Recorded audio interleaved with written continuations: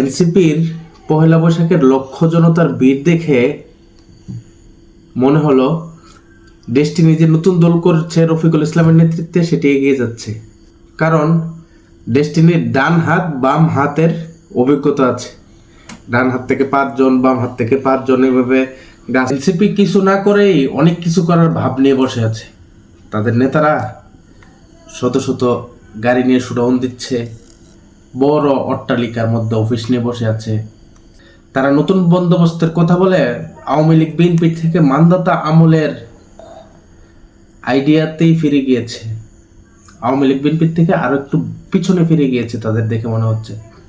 আমি আমার ভিডিওতে বলেছিলাম যে তারা যেদিন নতুন দল হিসেবে আত্মপ্রকাশ করেছে সেদিন আমি বলেছিলাম যে ওয়েলকাম জানিয়েছিলাম যে নতুন দল নতুন মত মানে হচ্ছে জনগণের নতুন একটি অপশন তৈরি করা, যে আমার XY Z পছন্দ হয় না, আমি X পছন্দ হয় না, আমি জেটে যাব, জেড পছন্দ হয় না, ABCDEFG আমার যেখানে ইচ্ছা সেখানে যাব, একটা নতুন অপশন। কিন্তু সেদিন এটাও বলেছিলাম যে তারা যদি জনগণের কাছে নতুন কোনো আইডিয়া দিতে পারে, আইডিয়া তৈরি করতে পারে যে আমরা ক্ষমতায় গেলে বা আমরা সরকারে আসলে এটা করবো ওইটা করবো ওইটা করবো, এরকম নতুন নতুন আইডিয়া, যে আমি কৃষকের সুবিধায় কাজ করব, বেকারত্ব সমস্যার সমাধান করব, অথবা আমার দেশের যে শিক্ষা ব্যবস্থার আধুনিকায়ন উন্নত করব, বিনামূল্যে শিক্ষা দিব, এই বিষয়গুলো নিয়ে আমি ভেবেছিলাম যে জনগণের কাছে যাবে। কিন্তু তাদের যে চলাফেরা মুভমেন্ট এখন পর্যন্ত দেখা গেছে তারা আওয়ামী লীগ বিএনপির চেয়েও আরো মডেল ফ্যাশনে চলে গিয়েছে। তারা মুখে বলছে নতুন বন্দোবস্ত, কিন্তু কাজে কর্মে আওয়ামী লীগ বিএনপিকেও হার মানাচ্ছে। কেউ একজন যদি আমাকে দেখাতে পারেন যে এনসিপি নতুন বন্দোবস্তের নামে নতুন কোনো একটি ধারণা দেখিয়েছে বা নতুন বন্দোবস্তের কোনো একটি লক্ষণ দেখিয়েছে, তাহলে আমি অবশ্যই এনসিপি প্রমোট করব আমার পরবর্তী ভিডিওতে। কিন্তু নতুন বন্দোবস্ত বলতে কি মুভ জাস্টিসকে বোঝায়, অথবা নিয়োগ বাণিজ্যকে বোঝায়, বদলি বাণিজ্য, শত শত গাড়ির শোডাউন, কেউ সমালোচনা করলে তাকে হেনস্থা করা, পুলিশ দিয়ে উঠিয়ে আনা, তৌহিদি জনতার মাধ্যমে মবের মূল্যক বানানো, বিচার ব্যবস্থাকে ক্যাঙ্গারো কোর্ট বানানো, বিশাল অট্টালিকা বানানো, হাইটেক অফিস বানানো, আর 24-এর নিচে 71-কে চাপা দেওয়াকে বোঝায় নতুন বন্দোবস্ত বলতে কি যে এটাই বোঝায়? তাহলে আমাদের ক্ষমা করবেন ধর্মাবতার, আমরা পুরনো বন্দোবস্ততেই ভালো ছিলাম, নতুন বন্দোবস্ত কেমন কেমন যেন লাগছে। এই জাতি এই বন্দোবস্ত মানে আপনারা যা নতুন বন্দোবস্ত হিসেবে চালাতে চাচ্ছেন, এমন বন্দোবস্ত গত 53 বছর দেখতে দেখতে দেখতে দেখতে ত্যক্ত বিরক্ত। এই জাতি আর এগুলো দেখতে চায় না। কোর্ট আদালত আইনের শাসন এই বিষয়গুলা কাগজে কলমে দেখতে দেখতে মানুষ হতাশ হয়ে পড়েছে। বিচারক রায় দিচ্ছেন, যা মনে যাচ্ছে তা করছেন। আমার শাসন ব্যবস্থা কিভাবে চলছে, আমলারা কিভাবে চলছে, আইনসভা তো নেই। আমাদের যে রাষ্ট্র কাঠামোতে যে আমাদের ব্যবস্থাগুলো আছে, এই ব্যবস্থাগুলো নতুন করে দাঁড় করানোর একটি রোডম্যাপ দিবে আমি আশা করেছিলাম এনসিপির কাছে, কিন্তু আশায় গৌরবালি।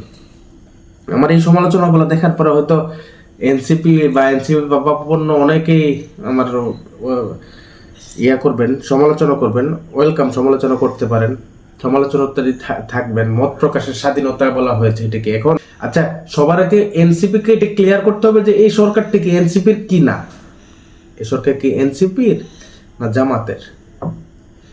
এনসিপি মাঝে মাঝে নাহিদের কথায় মনে হচ্ছে যে এনসিপি বিরোধী দলে বসে আছে, সরকার বিএনপির, বিএনপি বলছে সরকার এনসিপির। তাহলে সরকারটি কার আসলে? যদি ভালো কিছু করে থাকে তাহলে তার ক্রেডিট যেমন এনসিপির উপর যায়, এই সরকারের যে ব্যর্থতা আছে আইন শৃঙ্খলার নিয়ন্ত্রণ না আনতে পারা, আইন শৃঙ্খলার ব্যর্থতা, এই বিষয়গুলোর ব্যর্থতাও কিন্তু এনসিপির উপরে যাবে। বন্দোবস্ততেই পরে থাকেন, তবে পহেলা বৈশাখের প্রোগ্রামের মধ্যে আপনারা লাখো কোটি মানুষ পাবেন আপনাদের সমর্থনের। জনপ্রিয়তা আর ক্ষমতা এমন এক গরম বিষয় যা সবাই সহ্য করতে পারে না, গ্রহণ করতে পারে না। তাই ধরে রাখতে পারে না। যারা তার ভার সইতে পারে না তারা দ্রুত অজনপ্রিয় হয়ে ওঠে। জনপ্রিয়তার ভার বইতে পারার একটা বিষয় আছে, সবাই বইতে পারে না।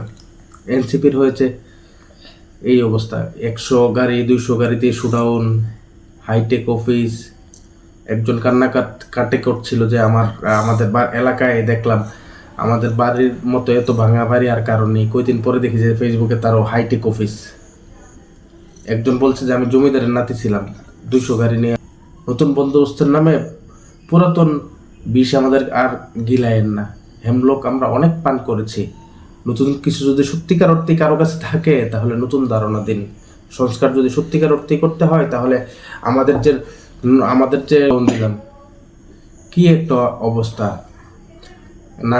মিস্টার নাহিদ বলছেন যে এই তাদের এনসিপির নেতাকর্মীদের উপর বিভিন্ন জায়গায় প্রশাসনিক হামলা হচ্ছে, প্রশাসন নাকি বিএনপির।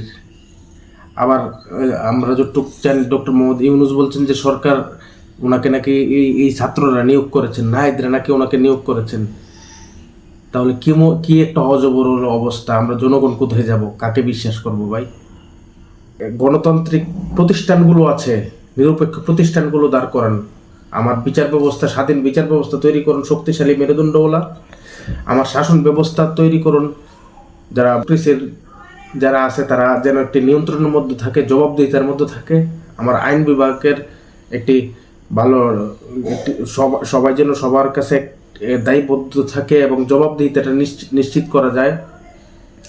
এবং আমার দুদক, আমার নির্বাচন কমিশন, আমার শিক্ষা প্রতিষ্ঠানগুলো, আমার স্বাস্থ্য, আমার অর্থনৈতিক প্রতিষ্ঠানগুলো, প্রত্যেকটি প্রতিষ্ঠান মেরুদণ্ড সমেত শক্তিশালী হিসাবে যদি কেউ তৈরি করতে পারেন, এমন যদি কারো কাছে ফর্মুলা থাকে তাহলে দিন, না হলে আমাদের সাথে যোগাযোগ করুন।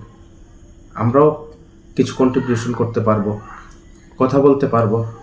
জনগণ দিয়েই তো দেশ, 18 কোটি মানুষ দিয়েই তো দেশ। তাহলে মানুষ থেকে ধারণা নিন যে আমার দেশটি এমন হলে ভালো হয় আমার জন্য। নাগরিকের যদি দেশের মালিক হয় তাহলে সেই নাগরিকের মতামত নিন যে আমার দেশটি কেমন হবে। সংস্কার যদি চান তাহলে নাগরিকের কাছ থেকে মতামত নিন।